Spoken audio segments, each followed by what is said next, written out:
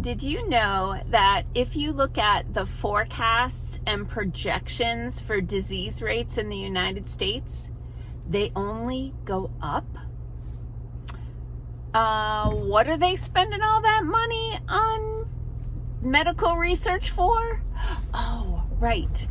Drugs to make profits on, not things to make you better and not have those diseases anymore.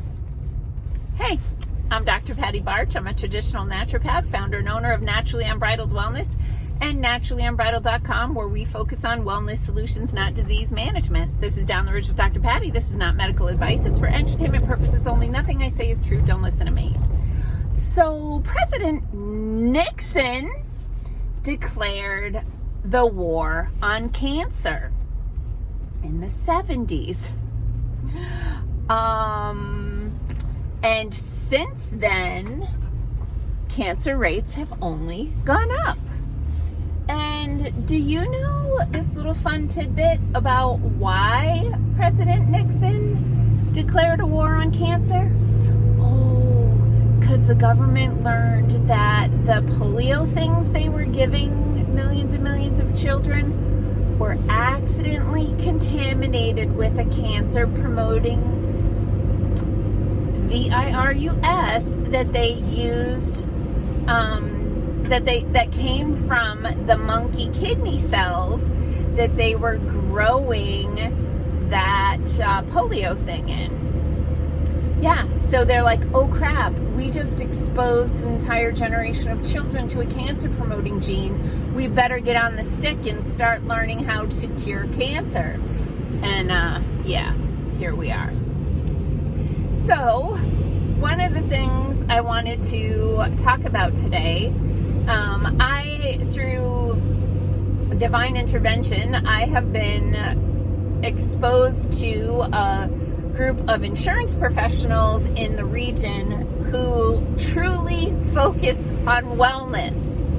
And the reason why, and this is kind of the reason why I did this video today, the reason why these particular insurance professionals focus on wellness is because the businesses that they work with self-fund their employees' insurance benefits.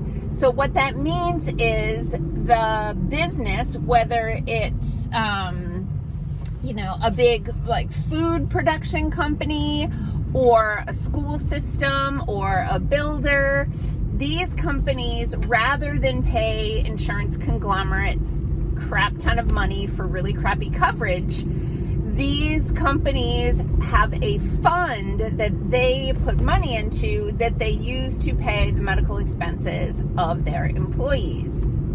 So, if you were such a business owner, wouldn't you recognize that it's actually cheaper to have healthy employees? Cheaper and more profitable. Because even if you never owned a business, you've probably worked in a situation where if you have an employee who isn't able to work because they have medical appointments or they are unwell, that puts more stress on the other people in the business, even if the business is your household and you are the primary caregiver of the people in the household. But if you're working on a team or a production line or a project and you're unable to work that day or those days because you're unwell, that's got a negative impact on many, many, many things, including your own personal health, right? You're not well. This is not well enough to work. That's a problem. So as I've been working on the presentation that I am doing for these insurance professionals and human resource professionals, I've been putting together different thoughts and kind of reflections about my journey since I moved to the Cooley region in 2011 and started my full-time wellness practice. And there were two events that happened in the country that immediately following, there was this huge uptick in appointments at my office. And the first one was, oh, hello, Northern Flicker. I haven't seen a flicker yet. Yay. Yeah, I'm a bird nerd for those people who are new to this channel.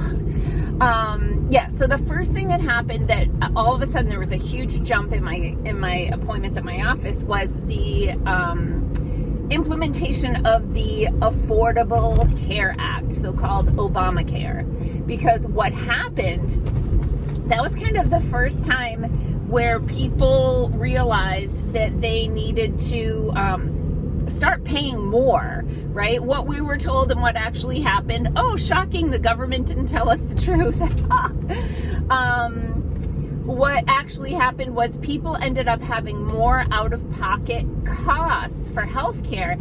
And I kid you not, more than one person said a version of this phrase to me, which was along the lines of, well, if I have to pay for it, I may as well actually get better.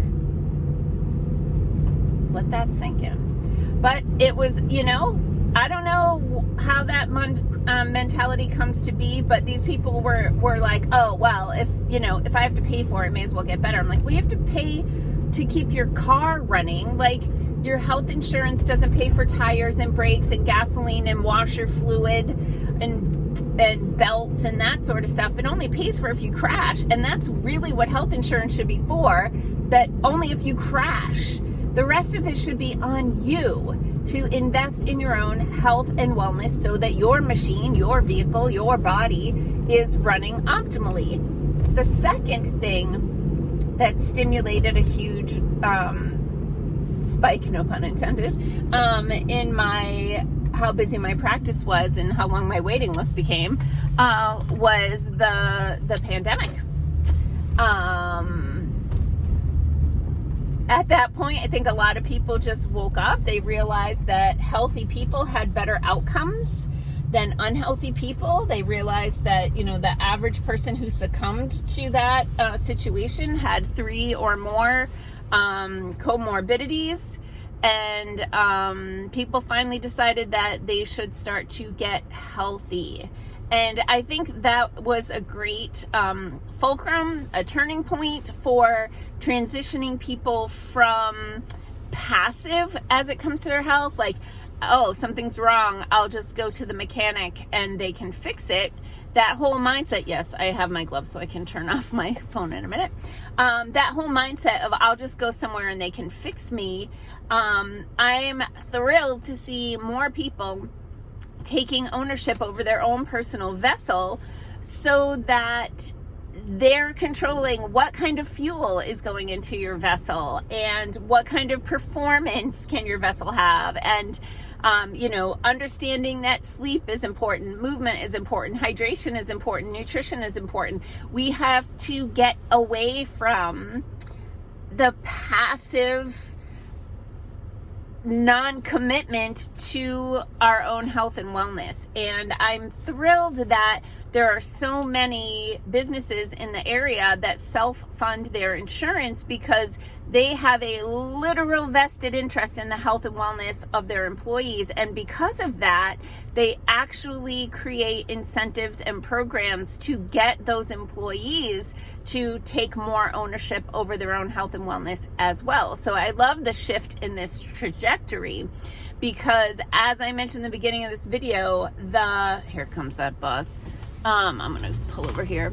The statistical prediction, the forecast for disease in this country is only to increase, because if they created drugs that cured you, they would put themselves out of business. So that has never been their focus. They are for-profit companies. The nonprofits that fund them are just, they're just, what do they call it? AstroTurf, right? It's just marketing way to get people to give money without a return on investment. There's no dividends when you donate to the American Heart Association and they turn around and give your money to a medical research facility, pharmaceutical research facility, who's going to take that money to find a drug for blood pressure or cholesterol that you have to take for the rest of your life, and nobody's telling you how to actually fix your body so those things fix themselves. It's something we do every day here. All right, peace out, peeps. Have a healthy day. Make healthy choices.